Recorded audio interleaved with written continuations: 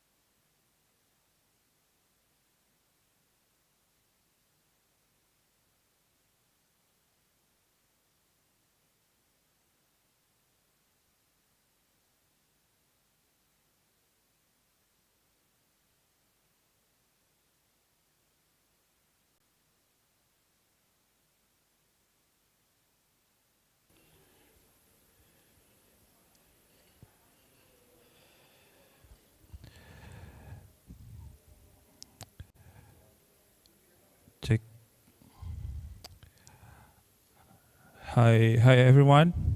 Good afternoon.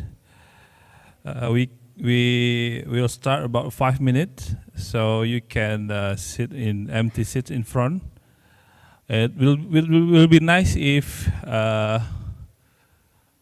people from Batam sit mixed with foreigner. I think so. You can meet each other. Ya, mungkin yang orang-orang Batam bisa duduknya nyampur sama yang mas-mas bule, mbak-mbak bule. Boleh ya? Ci, tolong Ci. Okay. Maybe in front the three table in front you can sit here, please. Ya. Duduk di depan dulu yang masih kosong. Boleh?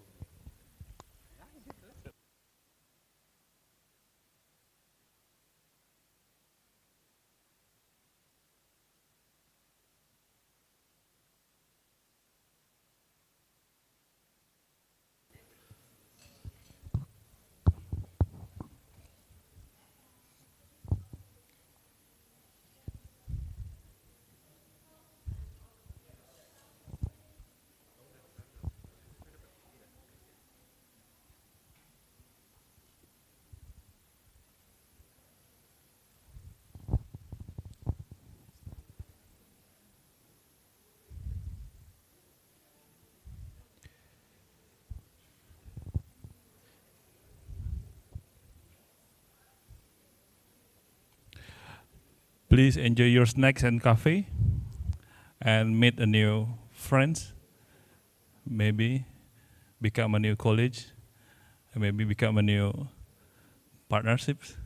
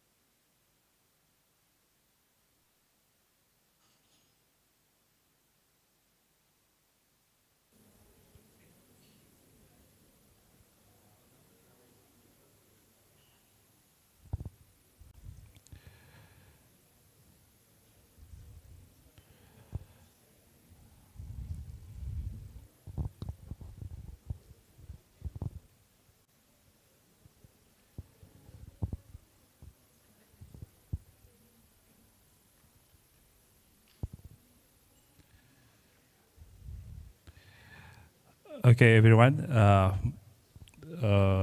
Before we start, please introduce myself. My name is Ryan. Ryan Alfredi. You can call me Ryan or Freddy or anything you like. I'm originally from Pekanbaru in Sumatra Island, main Sumatra Islands. So I'm here last 8 years living here, but mostly I work mobile in all of Indonesia. Currently, I work as general manager of one of inspection companies in Batam. So for today's event, I'll be your host for next 2 or 3 hours. So I hope you enjoy to see me in front of the stage. And welcome to Batam, everyone. Batam is industrial island you can find everything here, but not in any other place. And in Batam, currently the government is pushed to construct the massive infrastructure to gain everything before all the facilities to improve human resources in Batam, especially in Riau Islands and Indonesia. And I will tell you a short brief about this event. Actually, we had 5 main events. We start 3 until 30 for the networking, registration, and we've done this. And 30 we will start the event. And at 4 p.m. we will introduce GameStar and Fed University. And 5:15 we will do a discussion with 4 panelists. And most of the panelists are already here, but one of the panelists on his way to this hotel. He is a government representative for this event. And at 5 p.m. we will done question and answers. And then 5:15 this event will be closed and we get dinner together. So that's a short brief for the event. Hopefully everyone can enjoy the event, and let discussion flow, let everyone know each other. And once again, welcome to Batam. So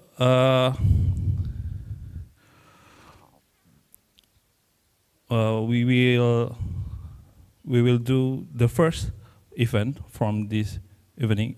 This afternoon is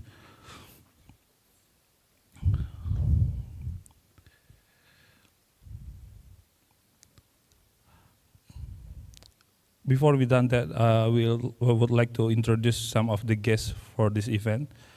So will be people who attend this event. It will be from the government side, like education authorities and the entrepreneurships, students from the universities in Batam, universities, and most of from the Federation University in Australia, and of course from GameStar itself.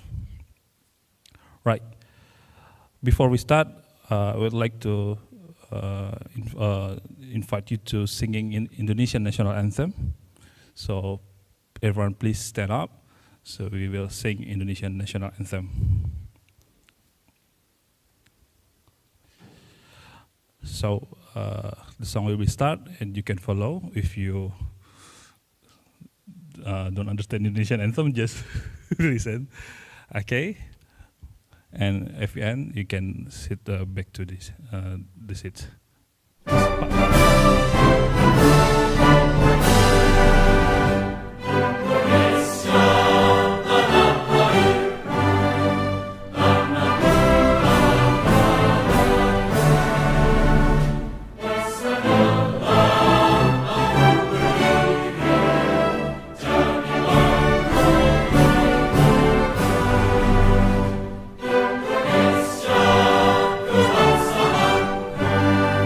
Bangsa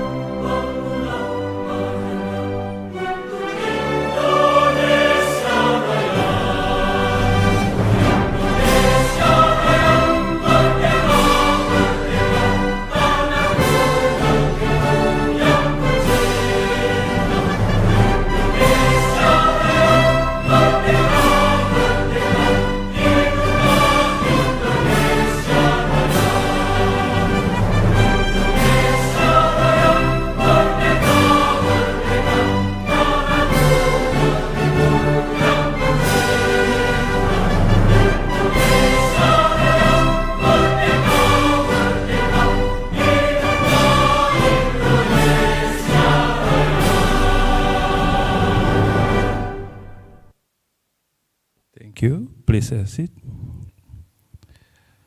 And next one will be performance, traditional dance performance will be performed by Sanggar Tari Wansadari. It's a local tradition of Batam or Melayu heritage.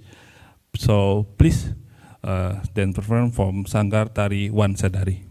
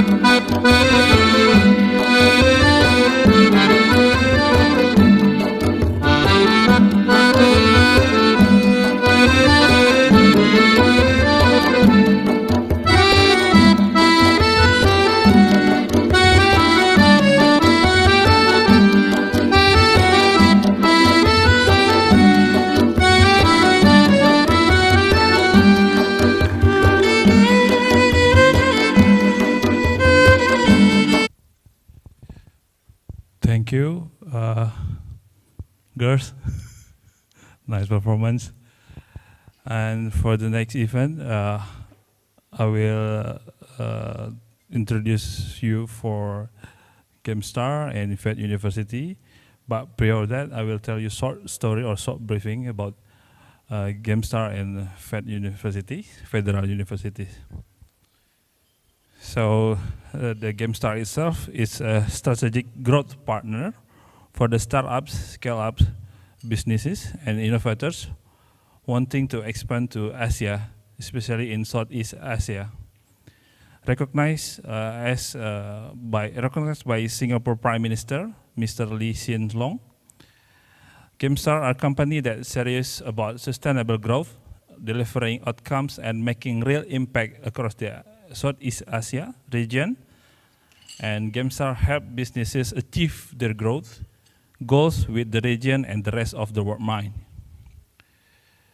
With GameStar influential networks, programs and end-to-end market entry, marketing, businesses, development, and setup services, GameStar the perfect market entry and growth partner for fast growth companies who are on the path of international expansion and need a trust of partner with both and the growth. GameStar mission itself is to be the bridge into the ASEAN, Southeast Asia, unearthing businesses in the market that GameStar operate in, helping others to expand into the market, and GameStar to accelerate market expansion in Southeast Asia in a confident, trust in low-risk manner.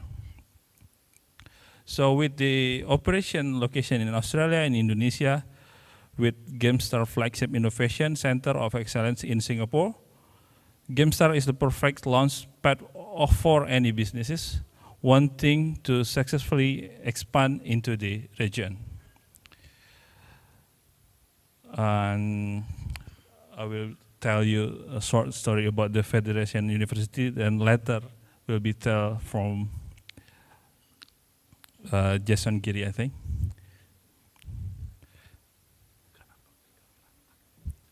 Okay, excuse me. So Federation University is an Australia-based university.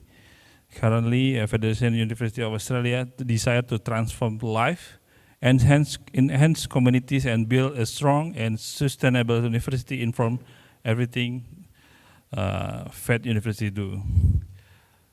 Federation University Australia became Federation in 2014 as a new entity bringing together almost 150 years of history from their predecessor institutions. They have the energy and optimism of youth combined with the knowledge and experience that come from their history as one of the oldest universities in Australia. Fed University have campuses in Victoria across Ballarat, Berwick, Gippsland, and Wimmera, and Brisbane, Queensland, as well as vocational and trade education at Victorian TAFE campuses. With around 20,000 domestic and international students and over 114,000 alumni across Australia and the world, Fed University is partner providing extend to Melbourne, Sydney, Adelaide, as well as offshore partners in Hong Kong, China, and Sri Lanka. So guys, for the next explanation of GameStar, please welcome Gemma in front of stage, so we can know deep more the GameStar. Please, Gemma.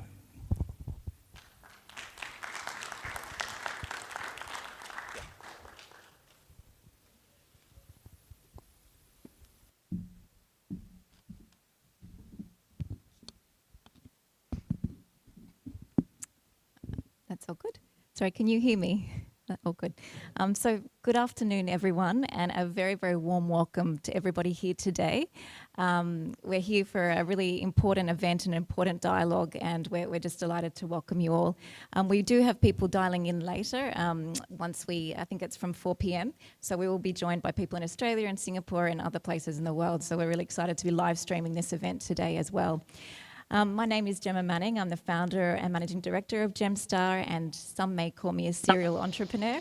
I do have a few different ventures, and for today, it is Gemstar that is hosting today's event in partnership with Federation University Australia. Before I get into why we're actually here today, I wanted to acknowledge the stunning performance of the dancers that we just saw. I thought that was absolutely incredible. Thank you so much. It was such an honour, such a ceremonial occasion we have today as we also acknowledge the opening of Gemstar. I also would like to thank my team. There's about 10 of them here today. They've put on this event as well. So a huge congratulations to my team. I'm incredibly proud. As you can see, it's a fairly important occasion today. You don't open up in a new market every other day. So it's a very important milestone for us as a company. So why did we come here together today to talk about Australia and Indonesia? Some of you may know that for several years, Gemstar has been advocating closer ties between Australia and Singapore.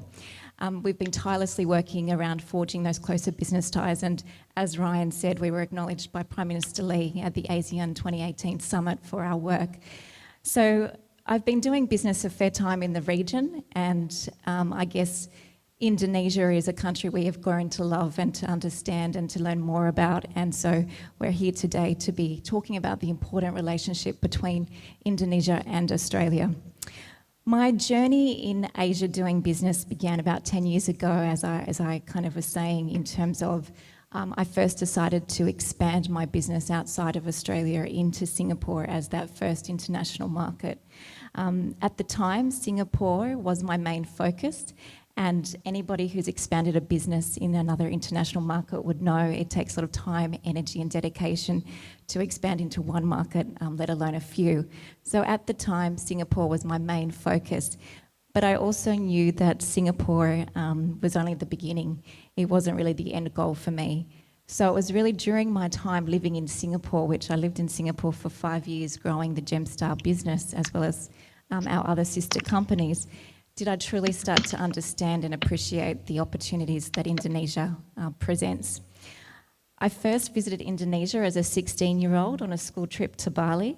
I think it's the rite of passage for most Australians. But as I said, it wasn't really until 5 years ago, being in the region, more physically based here, did I really start to understand about Indonesia and the opportunities that this beautiful land represents. So once I started to understand Indonesia more and I fell in love with the people and the culture, the rest is history. I knew that Indonesia was the next market that we needed to be in. And as you can see, we're celebrating the opening of our business here today. From hiring one person a few years ago, we've now built a digital and design hub here in Batam. We're a huge fan of being here in Batam. I love the team. The team has grown so much over this time, and we're delighted with what we've achieved here and will continue to achieve here. So now with a firm team here on the ground, we will continue to tap into the amazing digital talent that Indonesia represents and provides at a time when the world desperately needs more digital talent, including in countries like Australia and Singapore. So I'm very proud of what we've built and what we will continue to build. We are committed to Indonesia. We are committed to investing more into our presence here in Batam. And we are really passionate about unearthing further opportunities between Australia and Indonesia.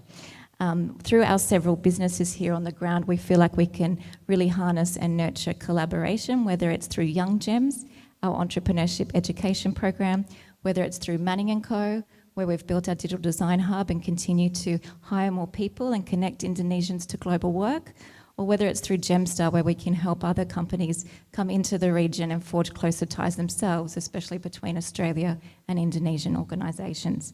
So today we're celebrating a lot. It's not just the dialogue that we're about to have. It's about celebrating what we've achieved here in Indonesia. It's celebrating the future of Indonesia, Indonesian business, and it's also about celebrating partnerships. I'm delighted to be joined here today by Federation University Australia, and we have a partnership together, and it's also about celebrating that partnership. I think Fed Uni, if I can refer to you as Fed Uni, and Gemstar, we share a passion for education and the power of education to be able to forge closer ties between countries like Australia and Indonesia. So today, it's a huge celebration. Thank you so much for coming along. It's an exciting time to be here in Indonesia. I think it's an exciting future ahead for Indonesia, and we look forward to being part of the journey with you all here today. Thank you, and I'll hand you over to Fed Uni.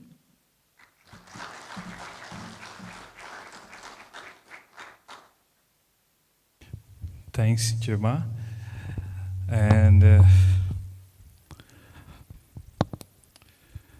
for the next, please, Mr. Jason, come in front to introduce Fed University to all of us. Please, sir.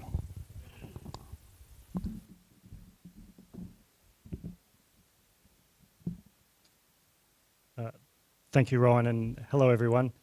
Can I just echo Gemma's comments about the beautiful welcome and just say thank you for allowing us to share in that fantastic cultural welcome to Batam. Very much appreciated. So Ryan did a fantastic job, I think, of summing up the Federation University Australia story. Probably haven't left me too much to talk about, to be honest, Ryan, but I will do my best. So as Ryan said, our mission as a university is particularly to transform lives and enhance communities. It informs everything we do as a university. And as a university, we've been doing that for over 150 years. We're actually Australia's third oldest higher education institution. We were actually originally formed as a school of mines in a town in Australia called Ballarat, which is just outside of Melbourne. That's a gold mining town, and we were established in order to support the gold mining industry in Australia. And so this has been the theme that has underpinned everything that Federation University Australia does. For our entire history, we have sought to enhance communities through working with business, working with industry, to solve the problems that exist for those businesses and those industries in our local areas initially. And then in more recent years, we've expanded our communities. And so we no longer think of it, the Federation University community, as simply being Australia, but a global community that we engage with. In more recent times, that has now blossomed into the fact that we are now Australia's first cooperative university. So a cooperative university, meaning we will ensure that all of our programs, all of our students undertake study, which is both co-designed and co-delivered with industry and business. So the idea being that our students will not only come to Federation University Australia to study the subjects that they're doing, but also to begin their path in engaging with the jobs that they will go into when they graduate. And by co-designing those with industry, we can ensure that we'll actually be meeting the needs of the employers with the graduates who are coming out. And so we will be certain that we are meeting the future workforce needs of our industry partners, as well as the future work needs and graduation needs of our students. And this is a unique model for Australia. It's the first time any university in Australia has commenced such an ambitious program. We are doing this, though, from a very solid base. We have had a over 25-year partnership with IBM, and we have run a program directly with IBM for just over 20 years now, in which we do exactly this. It's been an incredibly successful program. I'm very pleased that we have some representatives from IBM here today as well, and I hope that they will attest to the fact that that's been such a successful program, both for the university students, and for IBM, because IBM benefit ultimately out of the fact that they are able to train the graduates not only in all of the technical detail, but in understanding the business environment that they will be working in when they do in fact graduate. And so on a similar note, it's a privilege to be able to partner with Gemstar here in Batam. For Federation University Australia, Indonesia is an important region for us. We have had a long-term view to Indonesia as obviously our nearest neighbour, our largest neighbour, and we, with the kind support of the Victorian State Government, we have been able to finally launch a strategy for how we would move into Indonesia. And I recall not so long ago having a coffee with Gemma, discussing our strategic goal to move into Indonesia and what we would like to do. And Gemma very enthusiastically describing to us what Gemstar were doing in Batam and Batam as a region and the opportunities that it presented. And it was simply the most fortuitous conversation because we immediately recognised this is the perfect way for Federation University Australia to engage with Indonesia, for us to partner with Gemstar, and for us to establish a presence in what we view as a very important long-term partner. So when it comes to transforming lives and enhancing communities, today for us is a recognition that Indonesia, and in particular today Batam, we now consider as a critical part of our community. And so we look forward to being able to transform the lives of people in Batam, businesses in Batam, but critically also to be able to assist to enhance the community of Batam and then by proxy the communities throughout Indonesia. So thank you, terima kasih. Thank you very much for your time. I look forward to speaking to you after the event.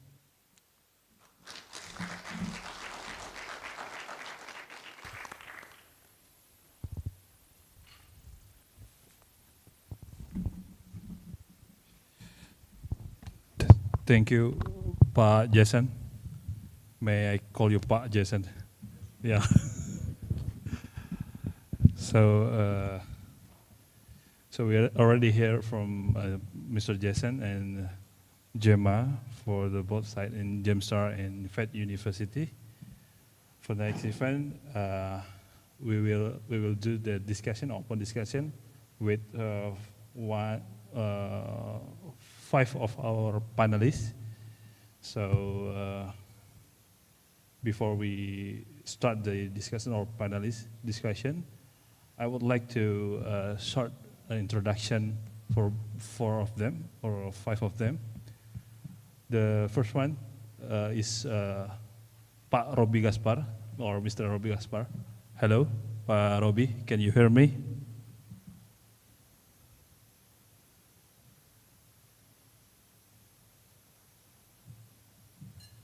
Hi. All right. Hi, Robi. How are you? How is Persib Bandung? Still remember?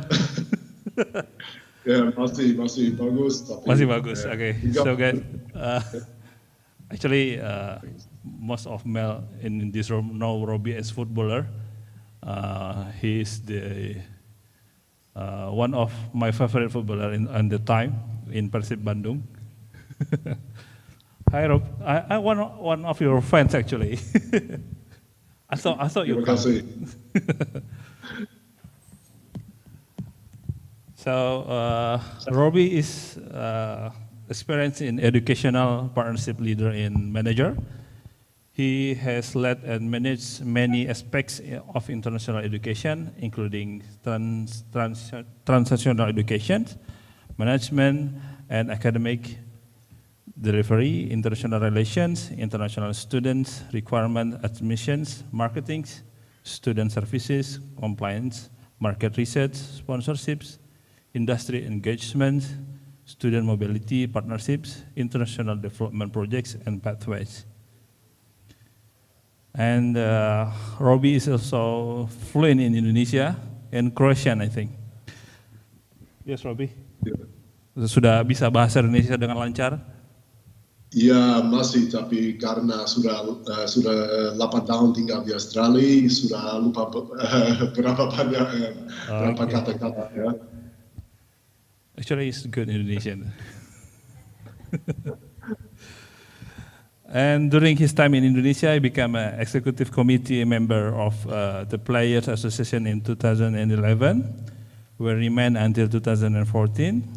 He also appeared regularly on ESPN SoccerNet, on Net TV as expert pundit.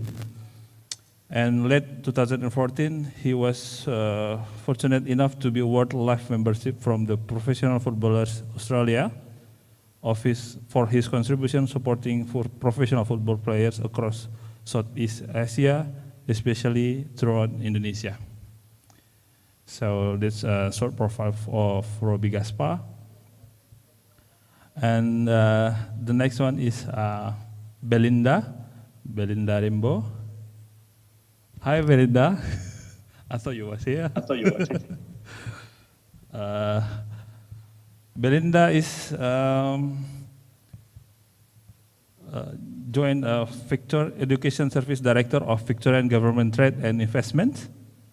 So Belinda joined the Victorian Government Trade and Investment Office, Indonesia as the Education Services Director in April 2014. Prior to joining the Victorian government, Belinda held key leadership positions in several private companies, in the companies in the health services and education sectors.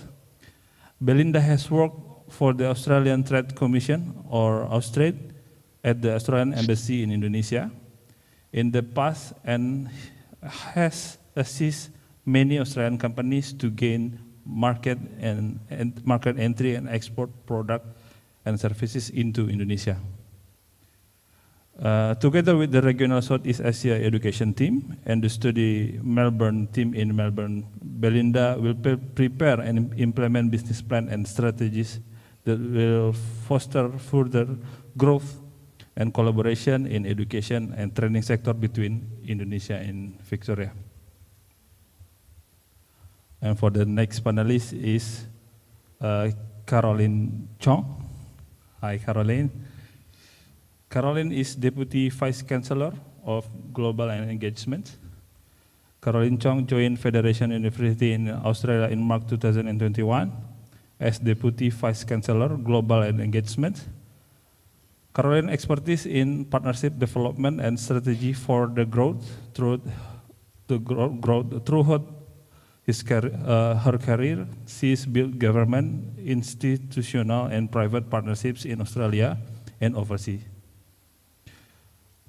Caroline is currently working on a major project for Federation University to become Australia's first cooperative university, where the university will work with industry to co-design and co-deliver programs, and every Federation University degree will provide workplace learning opportunities, including internships, case tips, and projects work with employers.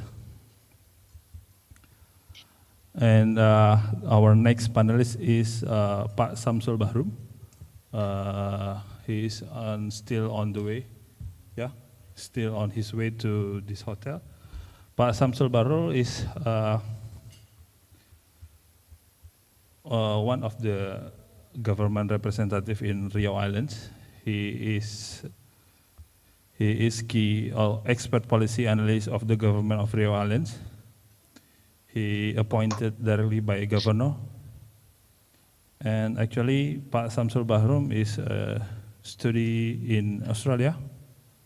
Continues, and Pak Samsul Bahrum is the head of development division in the City of Administration and chairperson of Batam Investment Board and the assistant for the economy, development, and social welfare affairs in City of Batam. And expert staff in laws and politicals of government Rio Islands. He also, as the secretary of Bintan and Karimun Free Trade Zone Council and the special team of Batam Free Trade Zone Council within the coordinating Ministry of Economic Affairs. Pak Samsul Bahrum, specialist in political science, landscape designing, urban management, developmental studies, and macroeconomic analysis.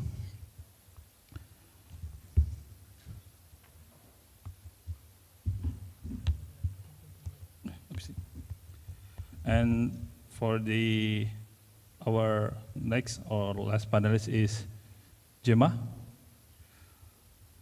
Hi Gemma. Actually Gemma has introduced herself, so I just summarize. Gemma is founder of Gemstar, and she is an entrepreneur and dedicated international business leader with a background in strategic marketing communications. She has more than 20 years experience in a board of industries and the pharmaceutical sectors to the management and financial consulting sectors to technology and IT. Over the last 14 years, she has forged a career in starting and building companies. She has successfully established 2 businesses with international reach, Manning & Co., and a strategic marketing consultancy since 2008, and Gemstar Technology, a company dedicated to facilitating bilateral trade, acting as a launchpad Australian companies in Singapore and Southeast Asia. She launched her first business at age of 28 after he gave birth for his daughter. Okay, and Gemma became a regional strategic marketing consultancy, spanning strategy implementation, soft leadership, content marketing, creative design, digital development, and videography. Right? So everyone, bapak-bapak, ibu-ibu, sambil menunggu Pak Samsul Bahrun, while we await the government representative, I would like to invite Gemma, Caroline, Jason, Pak Jason, to in front of the stage. So we then potong tumpeng. Potong tumpeng is like symbolize opening ceremony for the Gemstar. So we are welcoming Gemstar in Batam. So please come to in front of the stage. Jason,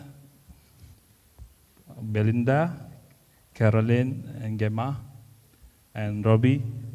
Where is Robbie? So we can witness the ceremonial symbolic of Indonesian tradition for the officially opening Gemstar in Indonesia. So I will lead the tumpeng cutting.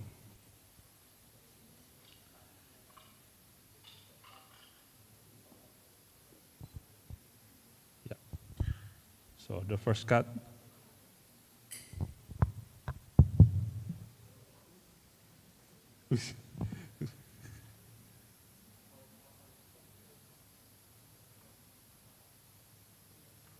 So everyone can give an applause for the first cut of tumpeng that officially Gemstar opening operation in Indonesia.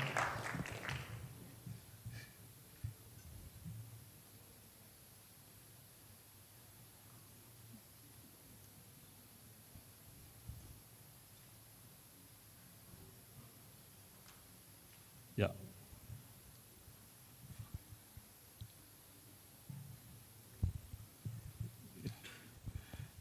Yeah. So Pak Jason, Belinda, and Caroline, you can try the actually yellow rice with the many toppings.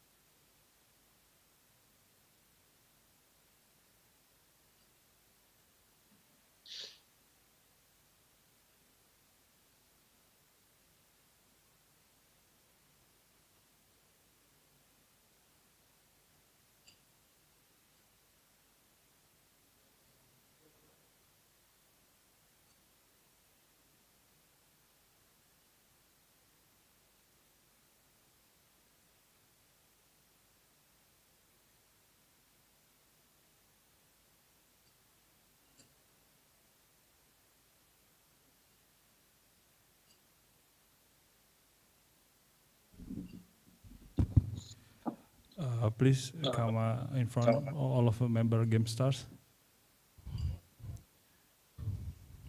So Pak Jason and Caroline and can have back to the table. Thank you.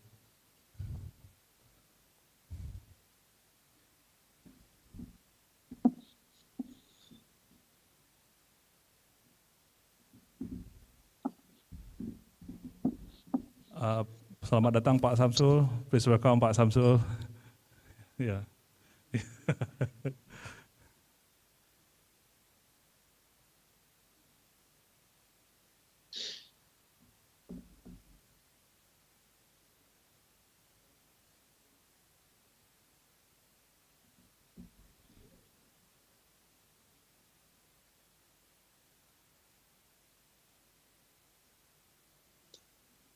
Okay, thank you.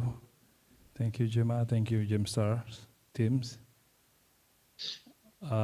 Selamat datang Pak Samsul di Marriot. Sehat ya Pak?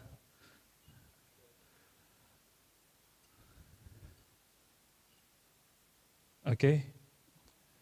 We are going to the main discussion panel.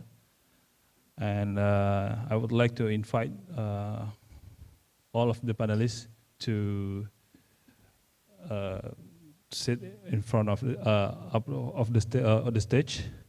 And Pak Robi Gaspar, Pak Samsul Bahrum, silakan naik Pak. And Bu Belinda Rimbaud, please in front of the stage. And Carolina Chong and Gemma, please. Pak Samsul.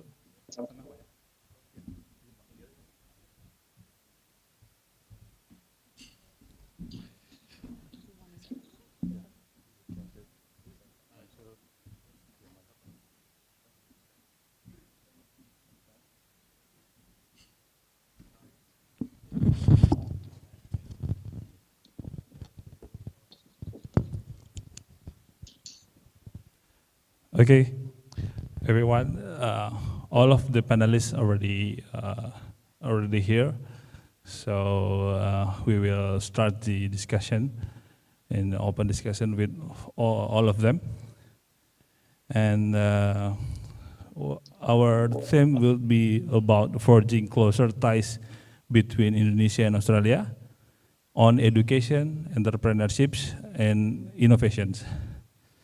So I'll be start with maybe Pak Samsul. I will introduce a little bit people in here. So in right of you is Carolina.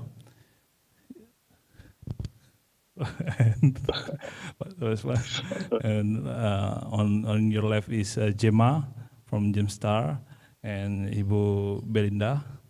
Yeah. So for the next panelist, I would like to ask Robi, ada Pak Robi. Maybe we can start with the small question for Pak Robi Gaspar. We had know you are very down in Indonesia, and especially it's on football fan like me. So we need to hear your experience, your thought, as long as you live in Indonesia and see any chance to develop all of those things that related to the education, entrepreneurship, and innovation. And Robi, please share your experience to us. Terima kasih Pak Ryan. Selamat sore semua atau good afternoon everyone. Before I begin sebelum saya mulai, saya mau ucapkan terima kasih banyak kepada Gemma, for this opportunity to be a part of this great panel and to be able to speak to you all today. Saya minta maaf saya nggak bisa hadir hari ini, can't attend. I've heard so many great things about Batam. Salah satu teman saya and the project Suma atau Andy Batam, dia dari Batam juga, dan dia selalu bicara kepada saya semua yang luar biasa tentang Batam, dan hopefully I can come up there soon and visit you all, and visit Gemstar up there, and Federation Uni and everyone else. But yeah, it's an absolute pleasure, and I'm so grateful for this opportunity that I'm talking to you a little bit about my time in Indonesia. It's a country that I'm extremely passionate about, that's given me so much, and can give me so many amazing opportunities, and how I can build better relations between our two countries through, is it education, is it entrepreneurship, is it even just building those people-to-people links. So sedikit tentang saya, so I was lucky enough to be able to play in Indonesia untuk 8 tahun sepak bola. So I was Australia's first player to play professionally in Indonesia. I was there for 8 years, and what I say to a lot of people, that I'd never been to Indonesia before I came there in 2005, but I was blown away by the passion for the game, how people were so friendly and so opening and so welcoming, that I turned down opportunities to play elsewhere. And so I was lucky enough to travel all over Indonesia, during my time there, all the way past Aceh, all the way to Papua, many times. And I was just blown away by how amazing and how beautiful the country was. And ever since then, I've become an Indonesianist. So we in Australia and Indonesia, itu salah satu orang yang bangga tentang Indonesia, dan who wants to promote, help build better relations between Indonesia and Australia. So setelah saya selesai bermain bola, saya pergi dan juga belajar di university, dan selesai Bachelor of Business, but salah satu major saya it's bahasa Indonesia. So I'll just continuously want to build those people-to-people links between Indonesia and Australia. So now I'm the president of the Indonesia Institute, which is the peak body for independent insight and engagement into the Indonesia bilateral relations. So we have strong, extensive linkages with like-minded organisations in Indonesia. We work closely with other Indonesia-Australia organisations, such as the Australia-Indonesia Business Council, the Indonesia-Australia Business Council, the Indonesia Youth Association, also the Indonesian Consul General here in Perth, Western Australia. So also I know Ibu Konjen di Perth, she's on the call today as well on the video. So mau salam dia juga dari Perth, and say hi to her. But so our focus is on community, social, political, cultural issues, and in business and commerce and trade matters. So yeah, that's a little bit about me. I'm really sort of happy to be here, really happy to be a part of Gemstar and assisting Gemma, and just congrats Gemma on being able to sort of work with Fed Uni, and in Batam in Indonesia. You're doing an amazing job, and yeah, terima kasih Pak Ryan.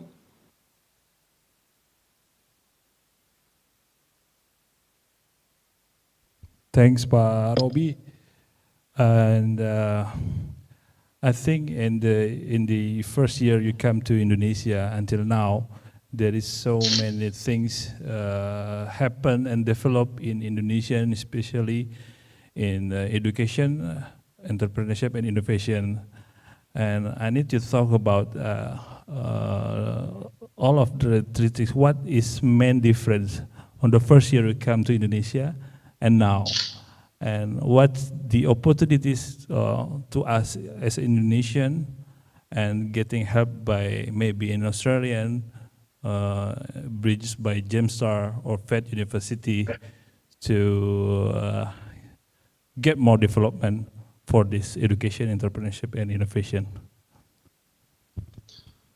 Great question, Pak Ryan. But I noticed from when I arrived in 2005 up until now, Indonesia, how they've come forward so much in regards to innovation. Like in entrepreneurships with the startup ecosystem there, Indonesia is leading the world in startups and innovation, and I've been blown away by how they've been doing so well, and how there's so many opportunities between like Indonesia and Australia to work together in partnerships. I sort of stress it's partnerships, working together to build, like help Indonesia, because what I'm hearing is Indonesia is going to be a top 4 economy by 2050, and like Indonesia the growth I've seen over that time has been phenomenal. The development has been phenomenal. And, how can, us as Australia, how can Gemstar, help Indonesia achieve those goals they want to achieve with respect to, like being, that top 4 economy in the world and being that powerhouse that they're going to become. So I think it's all about those developing good partnerships, everybody working together to help sort of, each other become better at what they're going to do. Yeah. Okay, I think it's a good start from Robbie. And as a footballer, or you still play football, right? No, sort of pension, so I'm already in pension, so I already sort of retired. So I think as a football fan, I would like to ask you, there is any chance to us with the World Cup? Oh, of course, like you have to aim very high. I think, Indonesia is improving in football just like everything else. And, tahun depan, there's going to be the Under-20 World Cup being hosted in Indonesia. And from what I can see, the Indonesian League is improving. Recently, the Under-16s, won the AFF Cup, when they won the final in Yogyakarta there. And, my old teammate, Bima Sakti, was the coach there as well. And it's great to see that Indonesia, is actually starting to realise their potential in football. And, they've just recently qualified for the Asian Cup as well. So, I see very good things for Indonesian football. And, just for Indonesia in general, that growth, it's fantastic. And, like the league has just started again after taking a little bit of a break. But it's great to see how Indonesia is really progressing in football and in business and entrepreneurship and innovation and education and, in everything else as well. It's so great to see. And, being here from Australia and being, our nearest neighbour only 4 hours away, I'm talking from Jakarta, from Perth, I think there's so much potential to be able to work together to, like really sort of develop those, like business to business links and people to people links. Thank you, Robbie. And I think what is Robbie said to us is real things happen in Indonesia, and what he thought about Indonesia are and the opportunities that we can get it if we work together, I think. And thanks, Robbie. I think next I will ask Pak Samsu. Selamat datang, Pak Samsu. Pak Samsu is from the government representative in Rio Islands.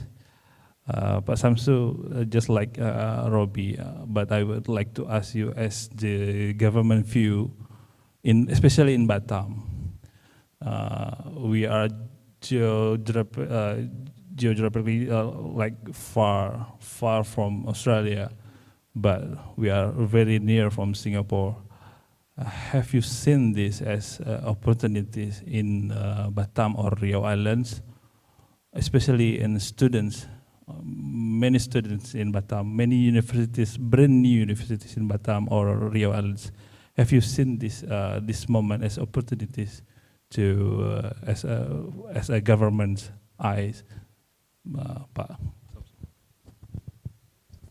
Thank you.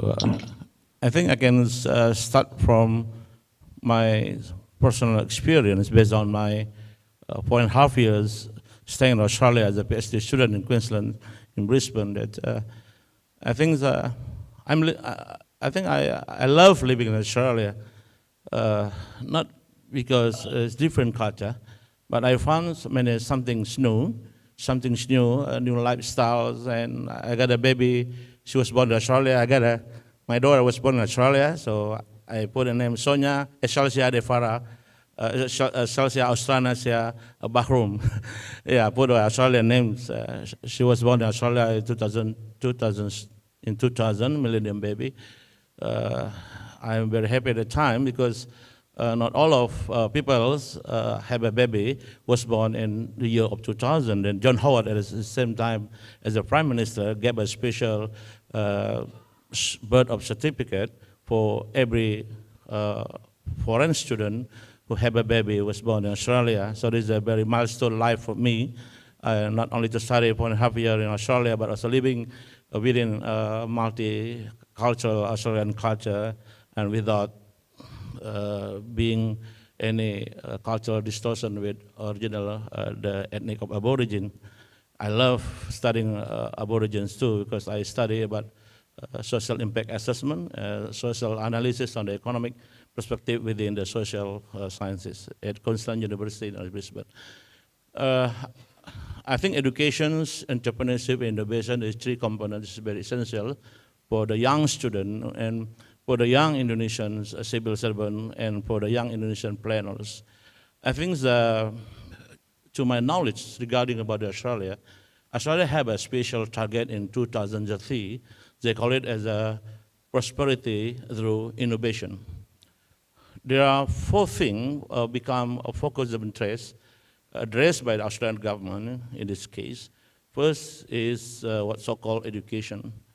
What spectrum of educations based on scientific, digital, revolution 4.0 or whatever model of education. When we got a two and a half years COVID case affected our economic and lifestyles, also affect about the importance of digitalization within the economy. And this is very important.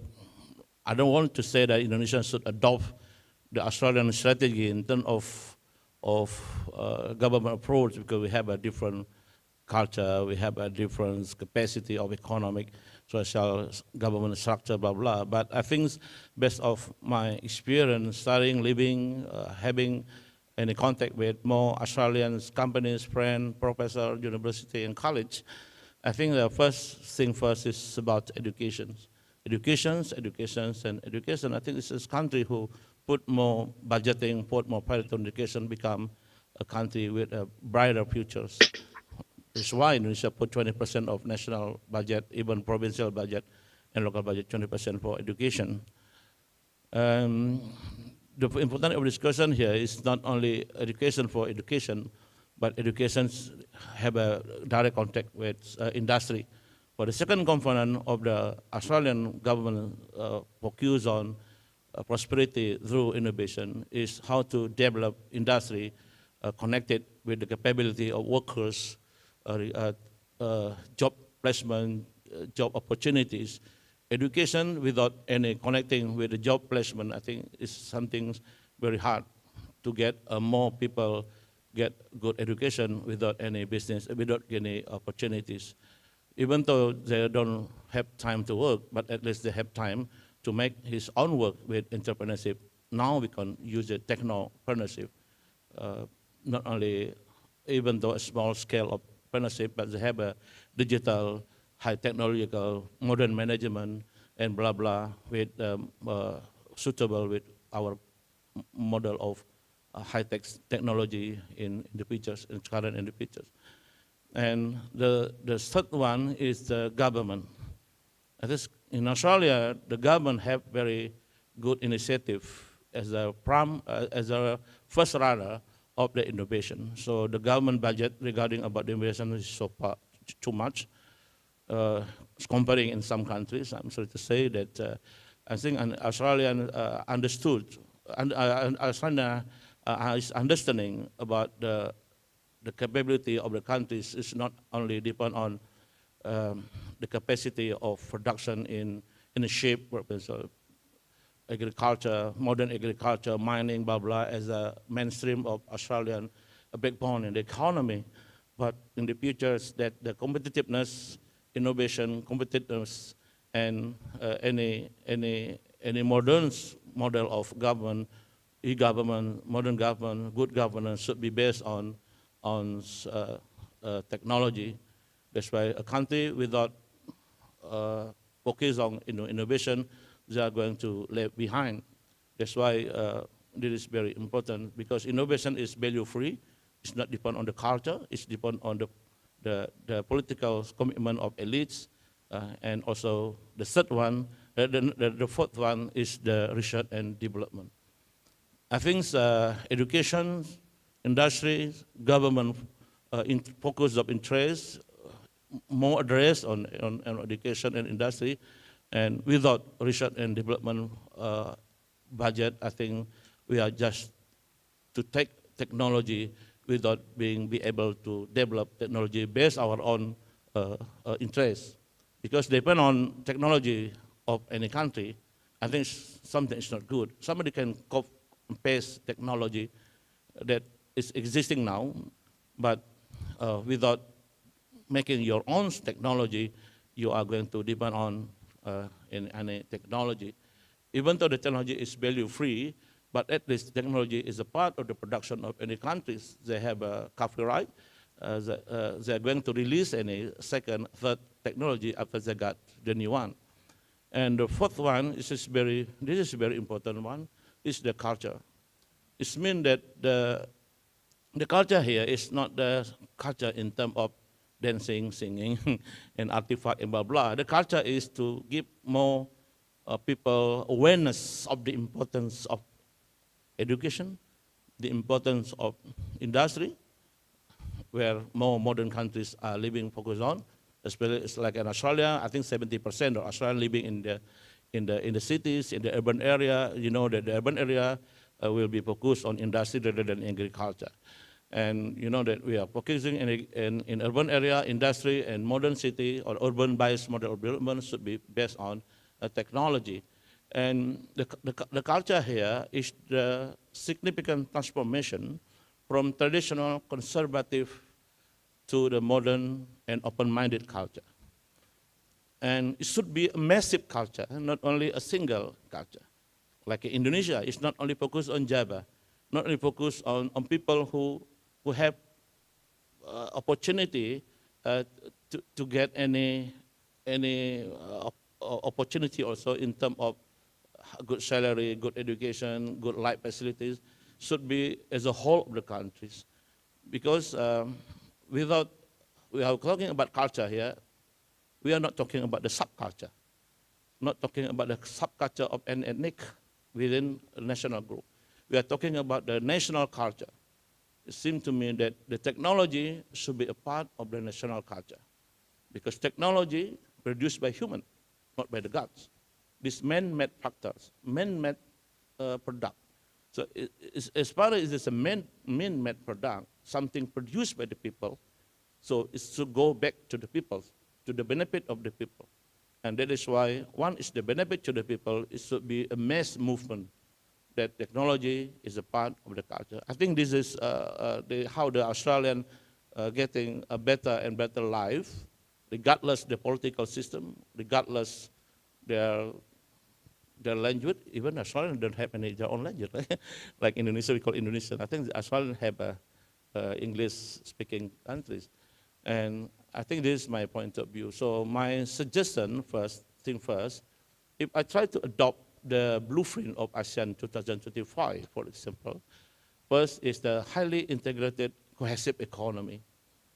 One, we talk ASEAN as a highly integrated and cohesive economy. So every student, every people living in ASEAN, in Indonesia, for example, because we have ASEAN plus India, ASEAN plus Australia, ASEAN plus United States, ASEAN plus China, Korea, blah, blah. Now we think in the regional spectrum of thinking, for example, or so-called think globally, act locally, or think locally, act globally in this perspective. And it seems to me that Australia is one of our close neighbors, the biggest of the close neighbors compared to other countries. China is a bit so far away. America is a bit far away. Europe also is far away. But Australia in the southern of Indonesia. So it's very close. The word is only two. One, what so-called, you can choose your enemies and friend, but you cannot choose your next physical neighbor. One Singaporean or other 10 country become our neighbors. One Australian state become our neighbors. The choice, only two, cooperation and competition. I think within the spirit of cooperation and competition, the competition here is not work each other, to compete each other, but to compete together. It means that to compete together, if we try to use to compete each other, we try to use zero-sum game. Trade off, you got one, I lose one. But if we compete together, we are compete together within a team, we compete together. I think that the wise word is a political cooperation without economic competition. You know, now when we are very close in politics, now it's very easy for us in economy. It's the same case like a good economic transaction is based on a good social relations or social interaction. And the second one is CID, competitive,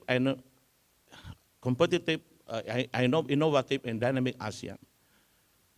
People like us, people who are living in Indonesia, especially in this room, should understand that competitiveness, innovation, and dynamism should be a part of our way of thinking.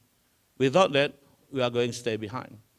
And another one is what's so-called sectoral cooperation and integration and enhanced integration with the ASEAN.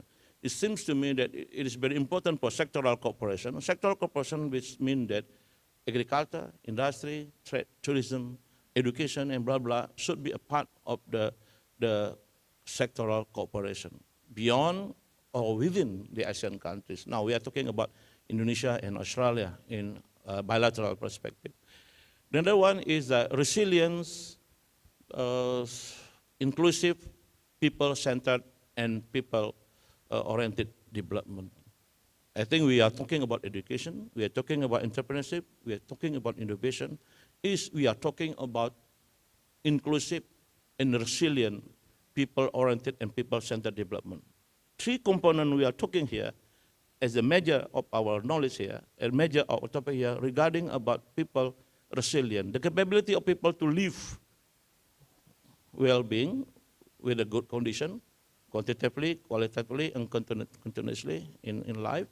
And another one is what is it to say that the global ASEAN. One with the global ASEAN, it seems to me that we have to think globally, not especially for the Riau Kepri provinces. We are bordering with 4 countries: Malaysia, Singapore, Vietnam, and Cambodia. And I think Australian investment also is very good here. Some Australians, my friend also have a very good investor here, even though we're a bit far away. So more Australians visiting Bali rather than visiting Capri. But I think one is very important thing that your Prime Minister, John Howard, has visited Bintan and meeting with our president at the time, and also some, like the Prime Minister of Singapore also visiting Capri. I think last of my speech here, Indonesia has become a leader of ASEAN in next 2023. Now we are as a leader in G20 meeting. I think Australia is a part of ASEAN Plus, and Australia is a part of G20. I think it is a moment for us not only to have a good relationship between government to government, but between student and business and to business. I think this is very important thing that today we are talking about 3 very important things within Indonesian perspective for Australian model of development and Australian ways of life and model of development within our Indonesian perspective. I hope that more Indonesianists will understand about Indonesia as the same case that more Australianists, people of Indonesia understand Australia. It is a way to bridge between the 2 countries. The choice is only 2, cooperation and competition, not war. Because the war, trade war is okay, but the war in terms of blah, blah, blah, I think no country can solve the problem with their own self. I think, thank you. This is my own perspective, not the government perspective. Thank you. Thank you, Pak Samsul. It was nice thought from Pak Samsul. I think I mark the statement from Pak Samsul is if we get good education and we get people good knowledge without any possibility to work or availability of jobs, it will be none. I mean, I think it's all of this is correlation. All of this is really important. That's why this moment, I think this is a good moment, Jima, for both of Batam, actually Batam in Australia. So you can bridge many information, many business owner to come to here, open their business, and get Batam citizen to get work. So thank you, Pak Samsu. In relation that Pak Samsu's statement, I will like to ask Bu Belinda as a Victorian government trade and investment.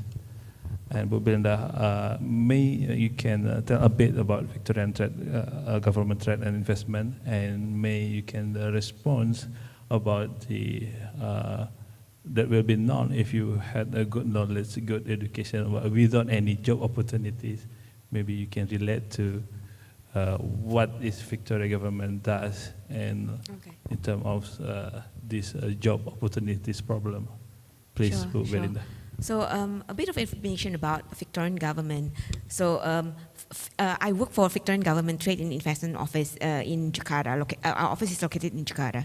So Victorian government is very aggressive and very eager to develop international network.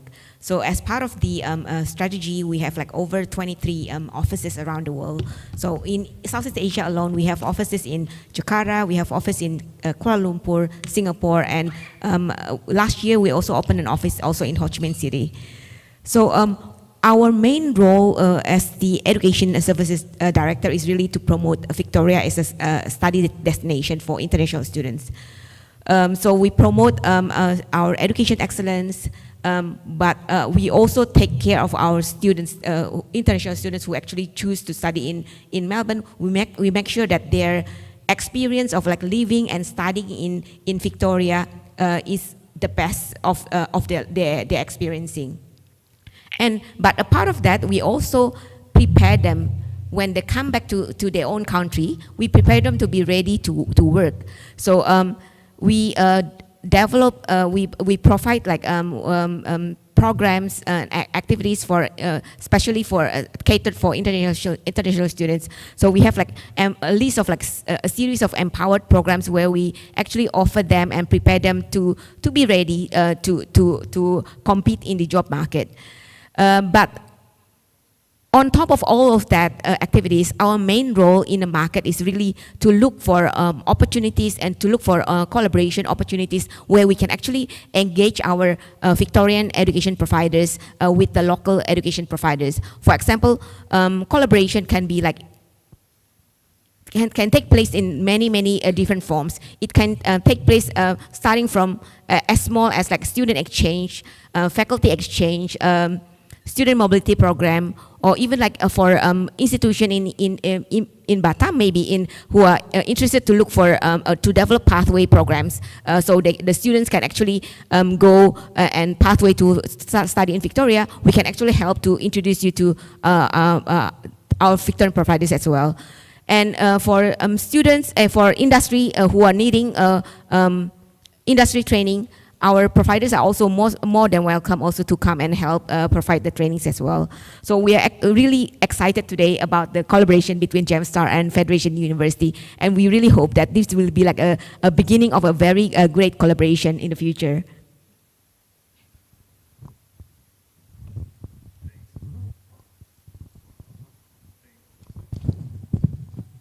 Thanks, Bu Belinda, for the sort of information about the Victoria trade. And one question for you, Bu Belinda, is it any chance for Batam students to go to study abroad, especially in Australia? We take example in Fed University through your facility or something like that. Is there anything? Of course, there's always like a great opportunity. That's why like Federation University is here. So they are actually here so they can actually introduce their institution and also look for a collaboration. So for polytechnics in Batam or university in Batam or schools in Batam who are thinking of like collaborating and maybe in the future send students to study in Victoria, you can actually contact GEMA's staff in Batam, or you can also contact Federation University direct as well. Okay, thanks. I think we need to get promotion after this. So people in here, not just in this room, but all people in Batam need to know this information. This is the opportunity, great opportunity for the students. Many of the students I know, they would like to study abroad, but not enough information. And also, I also want to actually share something that is very, very good and very beneficial for students. So for Australian government actually offer a post-study work permit. So for students who actually do a study in Australia for a minimum of 2 years, after they finish their study, they can actually apply for a work study work permit where they can actually work in Victoria. And for Federation University, because they are located in the regional areas, they get an extra 1 or 2 years. So that students after they finish their study in Victoria, they can work up to 4 years, right, in Australia. Without any visa? That is the post-study work permit. Yeah. Okay, that's nice. Yeah. I just knew that. Maybe I can apply after this. So thanks, Bu Belinda. I think next we will discuss more about FED University through the Caroline Chong, Bu Caroline Chong. So I can call you Bu Caroline. May you can share about the FED University and what actually university does to develop students, especially in Indonesia. Please. Thank you very much, Ryan. If I might start by continuing on from what Belinda was saying, and also what Jason mentioned earlier. So for us, we see Indonesia as a country that we want to collaborate more with, which is the reason why we're here. And it's also a reason why we've partnered with GemStar, because we see a huge amount of potential in Indonesia. And it's not, for us, it's not just one way. That we're collaborating and offering opportunities for students to come and study with us. What we'd like to see is to build the knowledge of Australian students about Indonesia as well. Partnerships are two ways. It's never one way. So we see this as, in a way, a first step. And we saw Batam as a wonderful opportunity to come here. We're definitely keen to collaborate with the local universities here in all sorts of ways, you know, whether it's students studying here for a period of time and then coming to Australia to study. Perhaps it's us sending some of our Australian students here for a short period of time to experience what life is like in Indonesia, much like Pak Samsul spent some time over in Australia. We want the same thing for Australian students, but I think traditionally it's been more one way to Australia, not so much the other way, and we're trying hard to sort of build that. But attached to that too, I guess, is again what Jason mentioned before, us being Australia's first cooperative university, and I'm very pleased to hear what Pak Samsul was saying earlier too about it's not just education, it's also the jobs, because end of the day, education we know is focused on trying to improve employability of people. And we see it as, yes, employability of young people who finish school, but also what's important for us, and we're seeing it as universities now, we have to change and innovate as well, because we have people who are already out working in the workforce who needs to come back to develop more skills. So as universities, we should be able to provide training to these people. So not everyone might do a degree program or master's program, but we need to be able to offer shorter courses as well. So this is an area that we're building. We also know that it's important for us to work more closely with industry and employers to build programs of what they need. Because for us, it's no point for us to train someone, end of the day, they go out and they can't get a job. And we also know that people change jobs very often. So what are the key skills they need? They need innovation skills, they need digital skills. Everybody needs it. That doesn't matter what you study. It's not just IT students and business students. It's art students, it's social science students, it's health students. So again, that's what we're trying to do now, build one of those, more of those skills. And I'm really pleased, as Jason mentioned before, we have some of our IBM colleagues here today, and it's great that they accepted our invitation to come, because we have a long-standing, over 25 years relationship with them, where we're building core skills in AI and cybersecurity, sort of certification into our programs too. So when the students graduate and they have the opportunity to also spend some time working in a company, plus they get additional certification, we know they're very well set up to get a wonderful job. So we're doing this in Australia, but we're seeing that let's collaborate and do this across Batam and Indonesia as well. So very pleased that they're here, and I know we're interested, and they're interested to speak to the universities and polytechnics and schools here to see what we can do together. Thanks, Bu Caroline. And I think we talk about education. It's not quite far from the opportunities in Indonesian for the some border, especially language border. How do you see this as the challenge and opportunities? How you see this? Like, you know, not all of us can speak English. We study English, but we doesn't know what we study, or something like that. Maybe you can share. That's a very good question. I guess for us in Australia, it's tricky because most of us only speak English, and like second language, third language, fourth language, foreign language is actually really important. And I do think over the last few decades, maybe a few years, Australia probably hasn't put as much emphasis on learning a different language for a lot of Australians. But I guess this is also where, you know, for university students, Australian university students, even if they could come here and do 2 to 4 weeks of short-term study programs with the university and pick up language at the same time, it might give them the opportunity to have a bit of a taste, you know, and that might help them have the interest to want to learn more. But you're quite right, language sometimes is a problem. So another area that we have been exploring as a university is, we're saying at the end of the day, when we're teaching people, I'm thinking more on the skills and training, not so much the degree side. You know, we should be also be quite bold as an Australian university, although we usually teach in English. The training of the skills is almost could be in any language, because we're teaching technical knowledge, for example, and skills knowledge. So why shouldn't we teach in a different language? So I know that's something that we're actually quite keen to explore, and be it in Bahasa, in Mandarin, or in different language. That's something we're actually starting to think about, that we shouldn't be just looking at teaching everything in English. We should be able to take it out to more people by teaching in the language that people are comfortable and familiar with.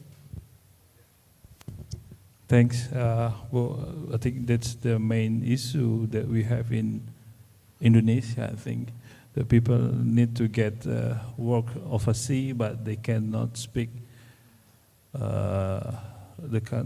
English properly. That's the main issue. Like big border that we need to erase one by one. It takes time, but actually in this 2020, all people get smartphone, right? The smartphone tells everything. So maybe Fed University can make an app so they can interact with the Fed University without any direct interface, but they can speak with their own language and automatically translate in English, maybe, or something someday. I think that's the idea. Okay, thanks, Bu Caroline. I think the last from Gemma, we heard a lot about education, but one thing I need to ask for you is how you connected between the employers or business owners, especially someone who need to expand their business, come to Batam or come to Indonesia, and to connect it with the student that's already get knowledge, proper knowledge that we getting information about today. How you done the connection from the student, the business owner, and industry?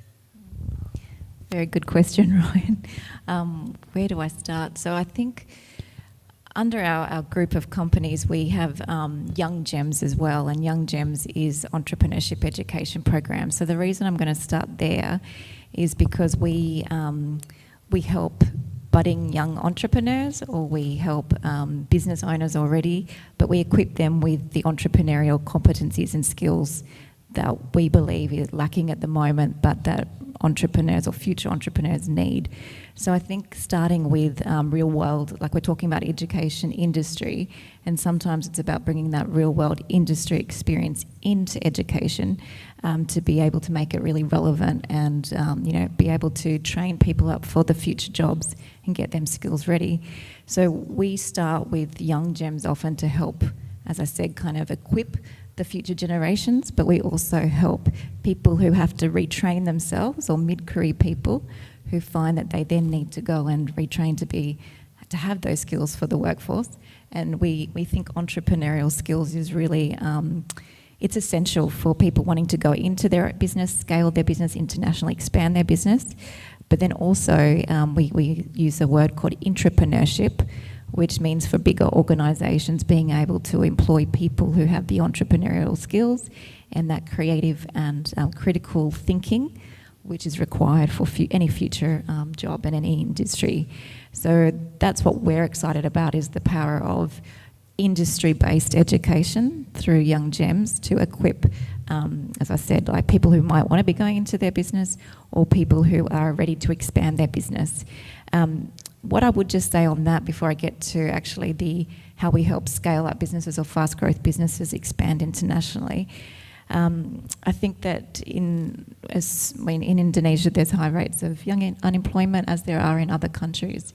So I think entrepreneurship really is empowering, because I know from running my business for 14 years, I've been self-reliant. I've created my own opportunities. I've created my own, revenue for myself. It's talking about resilience. Often when you're in business, you have to be resilient and you have to be a survivor. You have to look after yourself.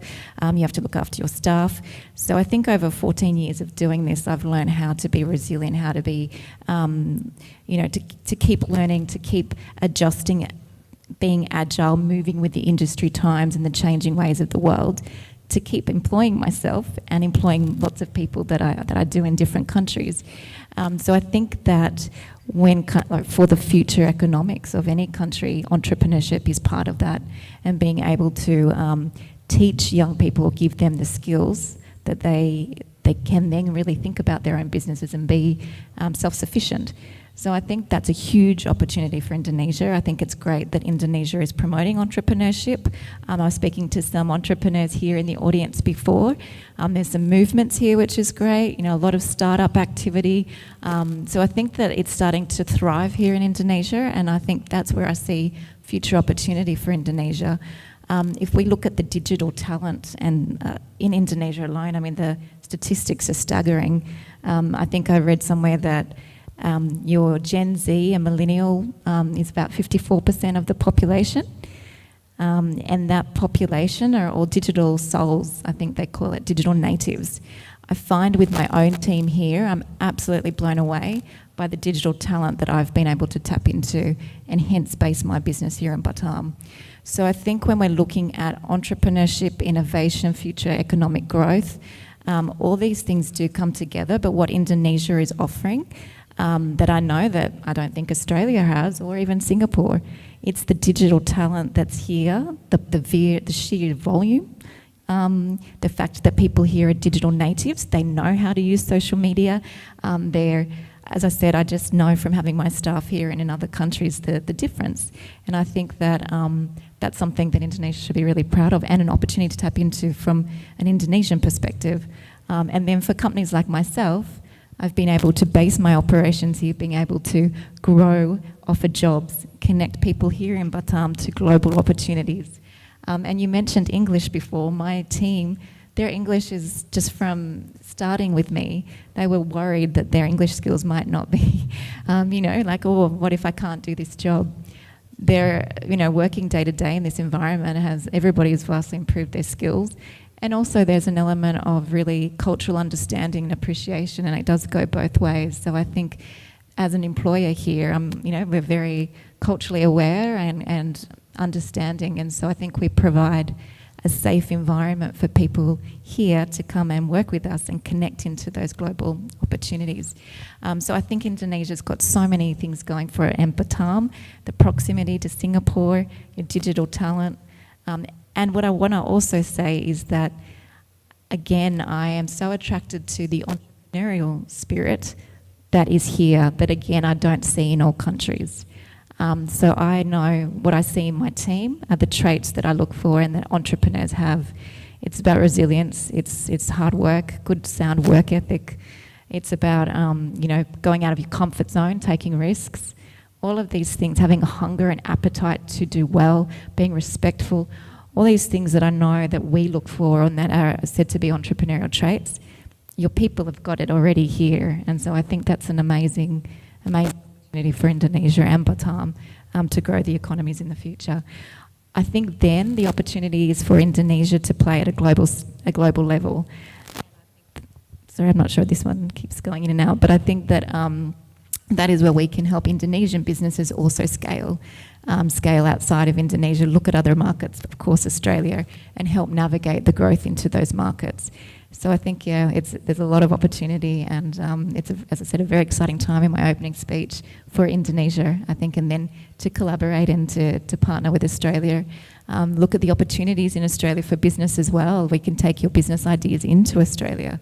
There's plenty of opportunities to collaborate and do some wonderful things together in business and industry.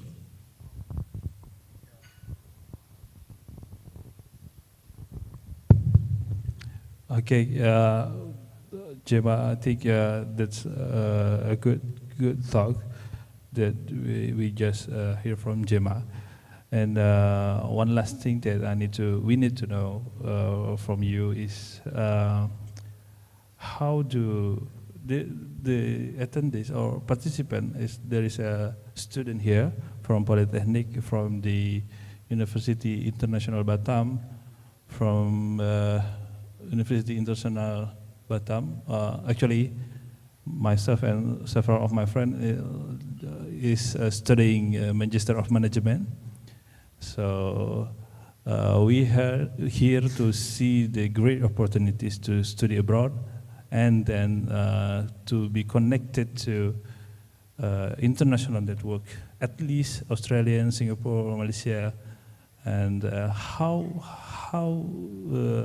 you advise us to assess, self-assessment, that what kind of industry that we suit after we graduate from our study, just like University International Batam. Let's see, I took the study of communication. Can Gemstar bridge these things, like where can I work after this? Where can I work from this? Can Gemstar give like a suggestion or something for the students? Yeah, absolutely. So we look a lot from the industry perspective and what industry needs from a future skills perspective, and so there is that element of us being able to connect people into our international network and our partners. So whether that are other industry partners, universities, government, on the startup scene, we are also connected into investors and the ecosystem more broadly. So we are a bit of a connector from that perspective. We also, what is interesting is when people even finishing university or getting to where they're thinking about the next step, we often don't think about what we're passionate about and what we have as purpose, and therefore where do we want to take these skills or our degree into what industry and what kind of future direction. At Young Gems, we have a really interesting program where we help people to stop and pause and reflect on what they're passionate about, what they really care about. And that actually is a really good way also to look at, okay, you've done this degree or you've done this course, but where could you channel that and what kind of industries suit you in terms of, it's not just what you study, it's what kind of change you want to make in the world, or what really gets you out of bed in the morning, what are you passionate about?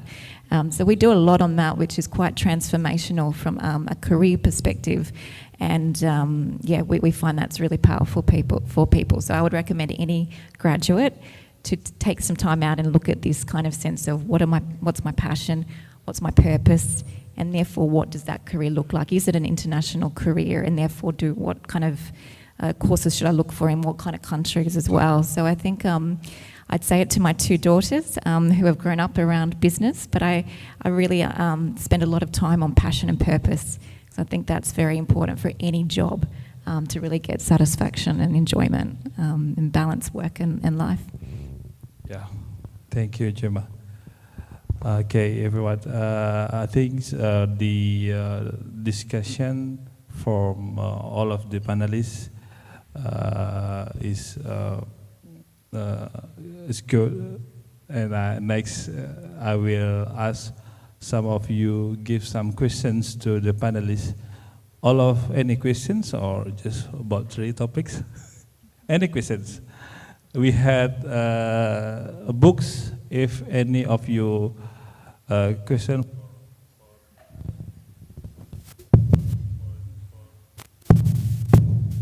Take for the.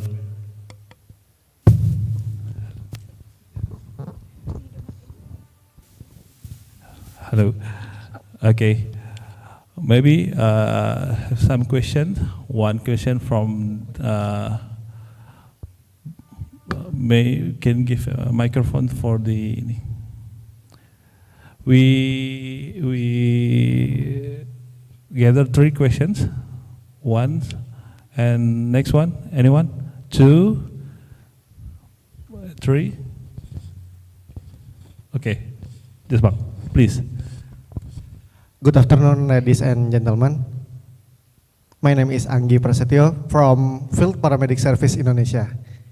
In this case, I have some entrepreneurship in medical service and medical training center in Batam, basically.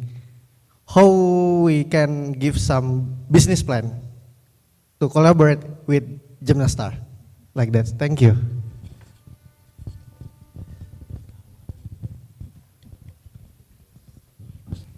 I think that's one for Gemma, right? Yeah. And next, you need to answer? Yep, this one's okay. done. We answer the questions. So you have a business here in Batam, you're a fellow entrepreneur and you're wanting to expand your business or look at how you can grow your business? Yeah. Yeah. Yeah.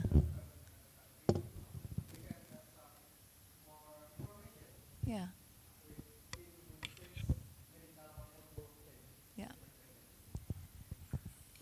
So it's a great question. I think what you're doing is fantastic, and I think supporting each other with, as business owners, and how do you grow and how do you take your business forward. We come at it from a fellow entrepreneur's perspective, which is where we bring that side by side, peer to peer kind of experience.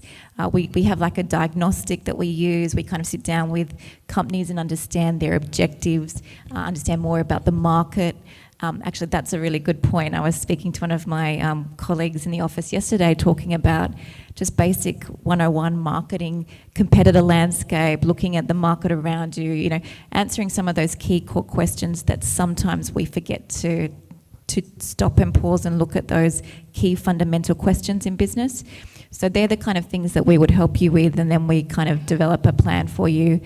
The one thing too is having connections or people in those markets so that you can navigate and accelerate your growth. And I guess that's I always say I wish there was a Gemstar when I started in business and when I grew my business into Singapore, because I did it the hard way and I've got the wounds, the battle wounds and scars to show for it. We like to help accelerate that for our clients or companies that we partner with, because we take the headache away. We've kind of done the hard yards. We've taken the risks in many ways. We've built the networks, and that's what we help. Our community, we help them get through that and navigate that. That's kind of how we can grab a coffee together at some point and have a conversation. Okay, thank you. But in another case, if we have that the collaboration, but how the progress with the boot camp and another process in Gemstar is like that. Yep, so there is a boot camp version of our Young Gems program where we go through several master classes, which we cover, how to get ready, what's your business idea, how do you get ready for, launching that and then growing it into international markets. So there is that boot camp version. Our program's often also offered as a diploma, so it's kind of a long program, but we do different variations of it. So that's that program, that's the short course format, if you like. But then there's the consulting side, so that's like the master classes and imparting knowledge and learnings. Then it goes to really actioning your plan, so whatever that plan might look like. So with any training and good ideas, there's also the execution and being able to have confidence in execution and what that plan looks like and following through. I think that's where a lot of entrepreneurs get stuck, is they don't know how do I navigate going into Singapore? How do I navigate going into Australia? How would I even start to think about building in Indonesia? It's tricky when you're looking at those other markets, when you're not based there, and you need a lot of knowledge and a lot of help. So I guess that's, as I said, kind of where we do the boot camp, but then it's more than that. It's the real consulting. It's the really showing you and helping guide you as best we can. Okay, thank you, Miss. But in another case, ini untuk Pak Samsul Bahrun. Mohon izin Pak, mau bertanya soal pengajuan izin PMA ataupun permodalan asing, itu seperti apa sih Pak sebenarnya? Pengajuannya seperti apa dan syarat-syaratnya itu sebenarnya seperti apa Pak? Karena Anggi beberapa kali mencoba mendapatkan sponsorship dari ataupun investor dari Singapura dan Thailand. Cuman kita masih belum paham sebagai kaulah muda ini Pak, gitu. Ya, terima kasih. Saya kira di era sekarang dengan adanya Omnibus Law, undang-undang baru yang men-shortcut streamline procedure of investment, one stop service under one roof, dan menggunakan online single submission. Saya kira ada dua yang mungkin Bapak perlu pelajari. Satu, PP nomor 5 tentang izin-izin berbasis resiko. This is a part of central government services on licenses. Kemudian the second one, PP nomor 5 yang menjadi kewenangan daerah. Now, as far as the FDI, a type of investment beyond the negative list of investment, something this can be invested, yang daftar negatifnya pasti tidak banyak, nah biasa less negative list daripada dengan yang diizinkan, saya kira. Satu hal yang perlu Bapak pahami, saya kira the essential thing adalah untuk men-searching, the engine searching tentang izin-izin tersebut. Nah, kemudian ada persyaratannya, sangat mudah. I've just opened a new company, especially opened by my daughter. My daughter was graduated from Telkom University. At the same time, they tried to have their own entrepreneurship, techno-entrepreneurship as a young style. And just only 2 days, so izin berusaha sudah keluar, and all licenses, especially for the small medium enterprise company, sudah bisa keluar. Kemudian it's very easy now pada sistem yang sekarang. You can, I have my own numbers. You can write my own numbers 08 11 08 11 69 1551. Okay. Ya, Izin, saya Pak, akan boleh diulang, Pak? membantu untuk memfasilitasi kalau ada proposalan di bidang lisensi, baik from central government, provincial government, atau di local government. Terima kasih Pak Ya, Samsul terima Bahru. kasih. Itu aja pertanyaan. Thank you, Pak Samsul. Thank you, Gemma. I think that's 3 questions and 3 books, yeah, plus phone number. That's nice. Good deal. Okay, next questions from Bang Stephanie.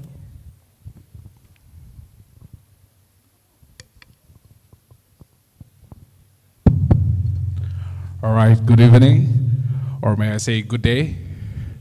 So my name is Stefan Suburian, and I used to be an Australian student in Sydney.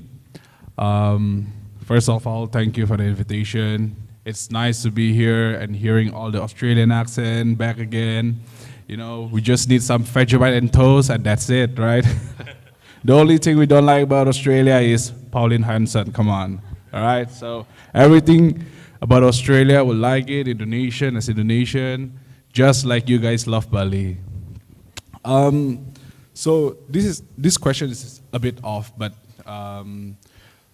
today we have Bu Belinda here and also Pak Bahrum here from government of Victoria and also from the government representative of Riau Island. So here's a big question from me since I studied and worked in Australia for quite a few years. During my time there, Sydney is like a melting pot of Australia, right? So when I went there, we have a lot of Thai, Philippines, Indonesian. Everyone is there in Sydney. It's just like Jakarta and Batam. So during my time there, I have a lot of friends from France, and we're talking about the working holiday visa.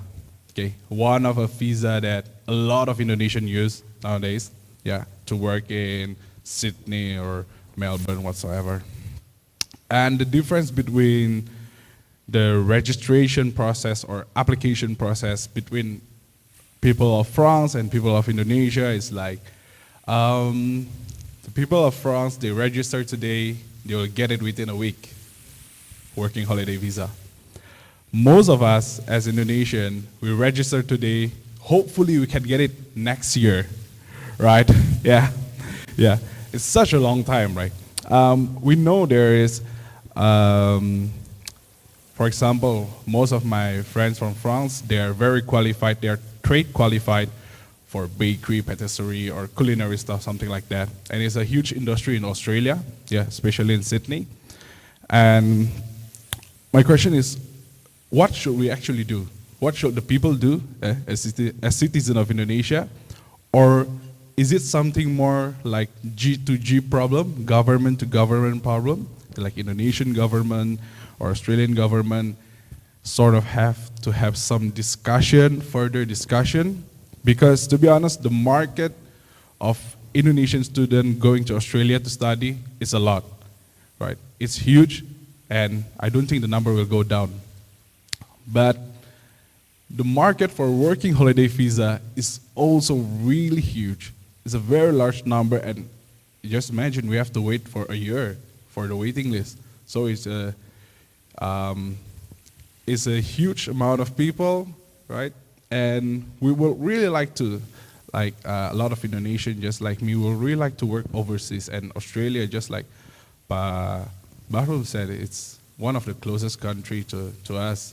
Like Europe is too far, France is too far, and America is too far. Australia, maybe Sydney is like 5 to 6 hours flight. I'm not wrong.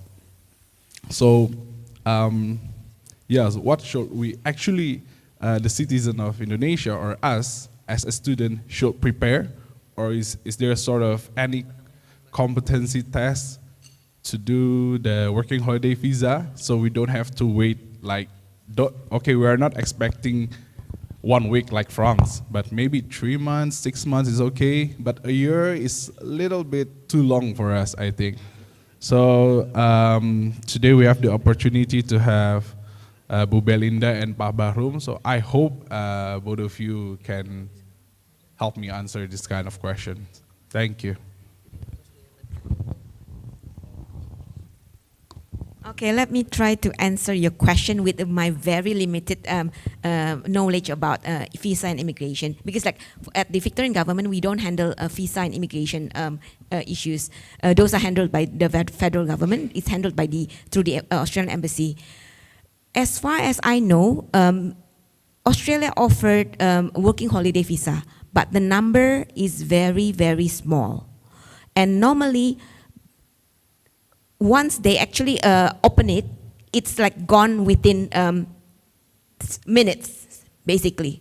So and also there's also since the border has reopened, there have been like a backlog of like visa processing, especially for student visa. So that's why now the visa processing time for students and also for tourist visa has taken like from 2 weeks to months. And like we every day we like from us we also like receive questions from agents like, can you help us? We have like students starting their study next week, and they haven't got their visa yet. So can you help to check with the embassy? What we can do is that we don't have any control to on visa process. So what we can do is we can actually help to ask them, but it's up to the embassy and the immigration department whether they want to grant the visa or not. And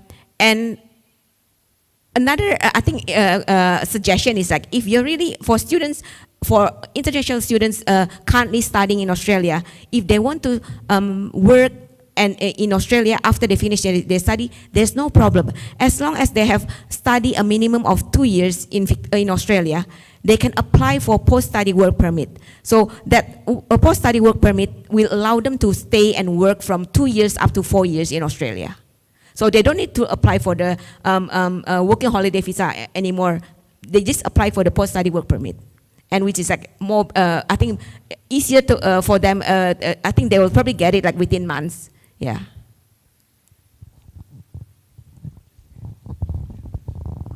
I'll just add quickly to that. What I can suggest is there's been a lot of discussion and debate over the last 2 months in Australia, because I think we've recognized Australia, as in many other countries as well, have a workforce shortage demand. So all I can suggest is stay tuned and see what's happening out there, because there's been some recent announcements about Australian work visa changes. It's almost a daily basis that something new's coming out. So we've had Australian government ran a Jobs and Skills Summit last week in Canberra. And so from that, I would say there'll be possibly more announcements coming out. This for me is just my interpretation of what I see in the environment and the landscape. So maybe there will be some changes in the future, I'm not sure. But there's a lot of active debate right now that we can't, to be honest, fill our workforce within Australia right now. So universities, TAFEs, education institutions, one part of the solution. But we also know we actually do need to have more workers in Australia. So what that means for Indonesian citizens, I'm not sure. But look out for, because there's a lot of change at the moment. Yeah, so recently, before the pandemic, I received an email by the government of Australia, few of my friends too, from the same batch. We received an email for us to go back to Australia and work. So I don't know what's happening there, but I didn't have my postgraduate visa because I decided to go back to Indonesia, and some of my friends too. But then after the pandemics, I think it's last year, all of us received emails for us to go back to Australia. I mean, that's a good point. In Australia, you guys still need a lot of workers, and well, of course we're happy to be back. It's a nice place to live. But the problem is, like Bu Belinda said, I think the number of working holiday visa, every country is very different. So maybe Indonesia have very low numbers or volume, probably, we don't know, because the waiting list is too long. And I was just hoping today we have Bu Belinda and Pak Bahrum, something might happen from G to G, further discussion, and it's going to help the next generation of Indonesia, our youngsters, people who want to work abroad, people who want to work hard and come back to this country and just serve this country for a better place to live. That's it. Thank you. Me to just respond. Lesson learned from my experience in 1998 to 2002. When I studied in Australia, I did my PhD in Australia at a very hard time, when economic crisis at the time, the fell down of the Suharto, and we lost East Timor, I'm sorry to say that, and some Indonesian students study in Australia at the time, I'm sorry to say, some of them, any special case, they got some problem, structural and cultural problem at the time. I passed this very good experience living in Australia within a very hot and cold relationship politically between Indonesia and Australia. But as a student, we are on the part of reformation movement at the time. Even though I work in Ministry of Home Affairs, no politics for the Indonesian student sent from the government to make any political side within the government, outside the government, for example. And for half year study in Australia, I got my working visa. So not only working visa, I got a special payment for my son, daughter's family. I brought my all families because my scholarship, including tuition fee, also living allowance for the families. I got two children. Another 3 was born there at the time. So I work in Australia. Even I still have my allowance is more about 115 million still in Australia. I don't take it because I work almost 3.5 years in Australia. As the same, also same longest I studied in Australia. I studied in Australia for 4.5 years, so I work almost 3 to 4 years, especially in agriculture and industry. No, because the working student visa is much more focused on agriculture and industry and other services. I think the changing of climate, the difference between the southern atmosphere and the northern. When we are winter season in Australia in August, so it's going to be the hot season in northern area, in England, for example. When somebody like to feel living in the Christmas area with the snow, they move. Most young, all Australian move to the north, goes back to their country of origin, for example, some European countries, celebrating Christmas Eve and Happy New Year's. So at the same time, more northern people try to go to Australia at the time. More job open. At the same time, more people come. More Korean, Japanese moving to Australia on December because they don't like winters, for example, or they think that winter is as usual. They like summer. Now they move to Australia on December, for example. And at the same time, more job opportunities. I think Australian government are very selective in terms of job opportunities for other students, but not for the Australian, for the international student study in Australia. Like me, I have 20 hours working permit, 4 hours per 1 day. So I work from Sunday to Thursday. It's not easy for me at the time because I was a research student, no coursework. Starting living in Australia at the same time, I work alone. I just discuss with my supervisors, doing any research, doing some analytics, seminars and blah, blah. I don't have any coursework. Compare like in Indonesia, in Australia we have only 43 universities compared to 3,100 in Indonesia. But in Australia we have 4.5 million students. Indonesia have 9 million students. Now, like Batam, we have more than 23 university and higher education institutions. That is why I think it is a very good opportunity to study in Australia, not because the quality of education, in terms of the numbers only 43. One of the best one is Bond University in Gold Coast. It's very close to Queensland University. I'm sorry to promote. I've been all over Australia, except what is the southern island? Tasmania, yeah. Yeah, I've been almost all of Australia, Western Australia, Eastern Australia, but James Cook University, Wollongong, and University of Melbourne, Universitas Tinggi Sekali, University of Technology of Sydney, which are UTS, University of Technology of Sydney, Universitas Tinggi Sekali, because the universities have many higher building. So, like in Queensland, we have Queensland University of Technology, like blah blah. I think you are right. Yeah, it's very selective one. It's not easy for some international students to get their holiday visa holidays to work in Australia, unless they learn or they study in English. Right? But English is costly, almost $300 for 2 weeks or 1 week. Yeah, I think study in Australia are about costly too, about 23,000. I got an Australian scholarship, more than 193,000 at the time. Yeah, thank you for Australian government. To study in Australia is not only to study, it's more than that. Because living in Australia, I can feel I have a second home.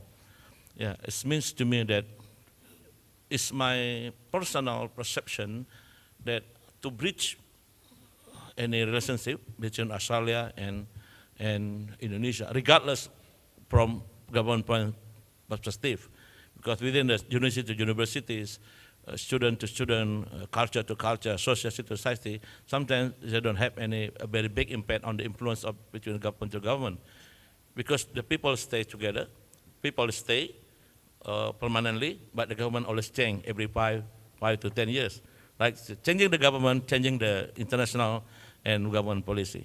But the most important here is we live in harmony. This is why Australian university institutions come here as a bridge, yeah, not only education but also business opportunity. Thank you. One last thing that I want to actually add. If you're interested to work in Australia, under the Indonesia-Australia Cooperative Partnerships Economic Agreement, every year Australian government will offer several places for Indonesian workers who can actually work in Australia. So application is through Kemenaker, through the Ministry of Manpower. So you can actually check their website as well to find out what are the sectors that open for applications. Yeah. All right, thanks. Thanks, Bu Belinda. Thanks, Bang Stephanie. Thank you, thank you. One last talk, Pak Robi Gaspar, about our discussion today. Maybe you can give final thought like what student needs, what the business owner needs, and the real opportunities that we face in the future. Thanks, Pa Ryan. Another great question as well. And just listening to all the discussion throughout the room, it looks like there's so much potential, great opportunities for collaboration, and it's going to be. I'm just really positive about the potential for the relationship to grow and become a lot better. Can you hear me properly? Is everything okay? But I think it's okay. But for me, it's about sort of, great partners and, having someone like Gemstar on the ground there with Federation Uni is just a great example of a great partnership, expanding into sort of Indonesia as well, and likewise, into Australia as well. So it's got to be collaboration, two-way, got to be a partnership, and everyone be mentioning education, how important it is, for the bilateral relationship as well, and how we can grow it further. So also just want to sort of touch on that sort of about the visa issue as well. That's something that we at the Indonesia Institute as well are working on, in the background, and having actually a meeting with one of the federal MPs in the next couple of weeks to sort of discuss and how we can sort of change that as well, because we feel that, to grow the relationship even further, that we need to, how do you say, be able to make it easier for Indonesians to come and work and live in Australia. So I'd just like to say thanks again for the opportunity to everyone to be a part of this fantastic panel discussion.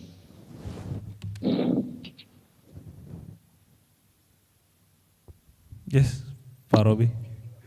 Thank you, Pak Robi.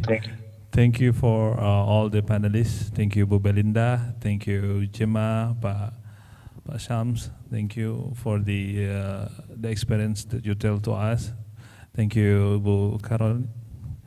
And before we close the event, I would like to invite all of the participants to come in front of the stage to take pictures together. But before that, there is 2 questions from Bang Anggi and Bang Stephanie.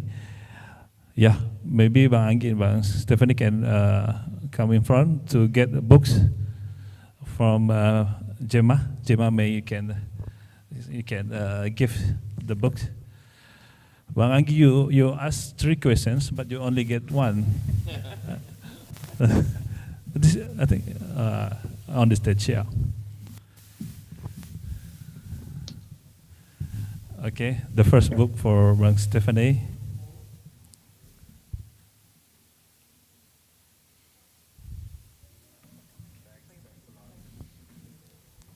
Yeah, Bang Anggi.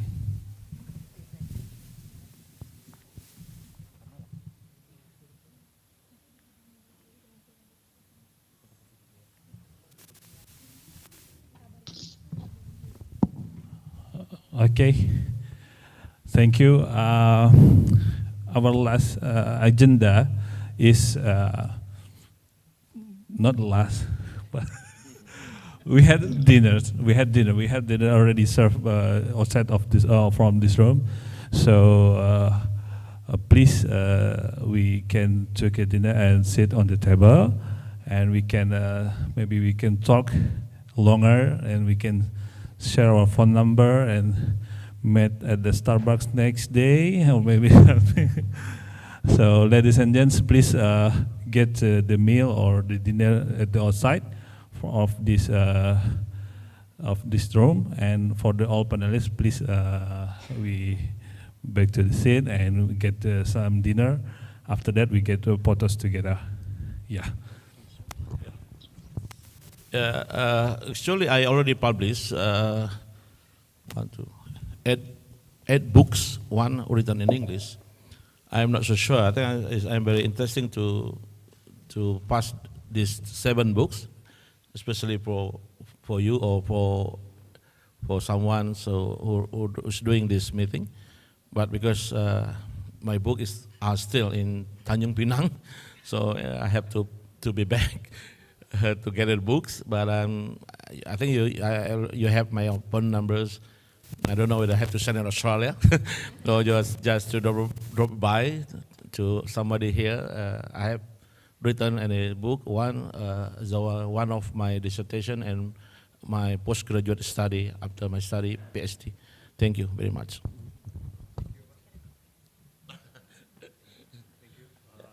Before we get to dinner, we get some vote for.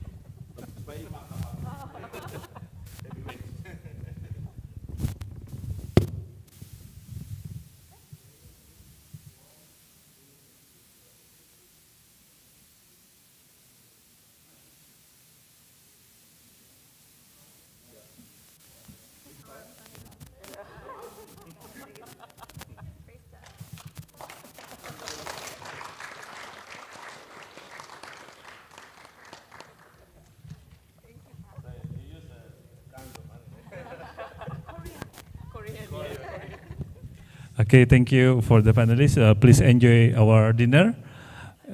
Yeah, thank you. Thank you, everyone. After dinner, we get photos together, right? Don't go anywhere. Enjoy the dinner first.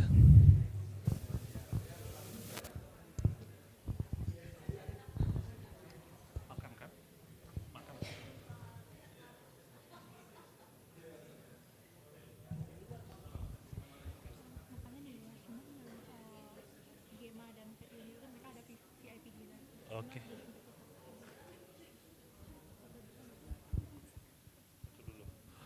Okay, ladies and gentlemen, correction, a little bit correction.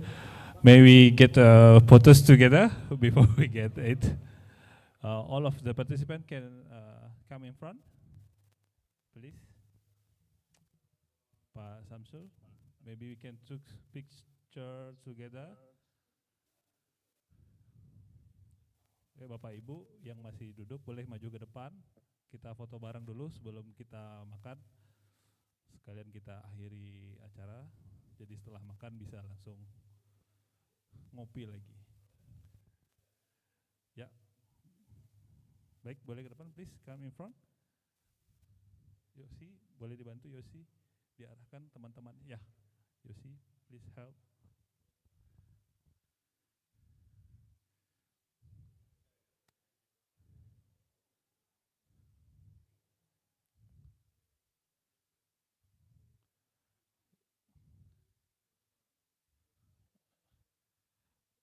Maybe ya, boleh di atas yang lain? Ya. Ayo Bapak Ibu, kita ke depan bareng-bareng. Kita foto bersama.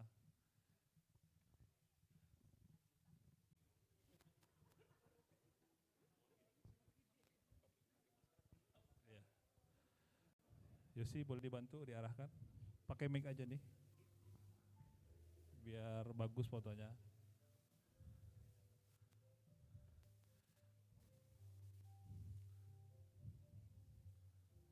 Ya. Ya.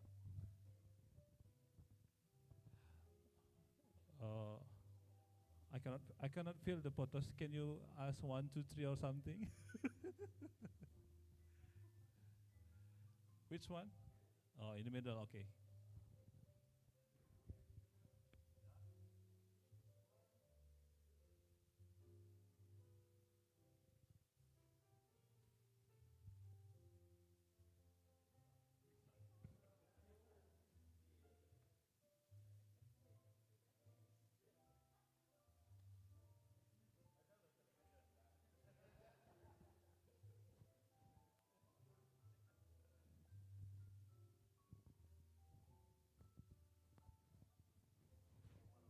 Okay, thank you everyone.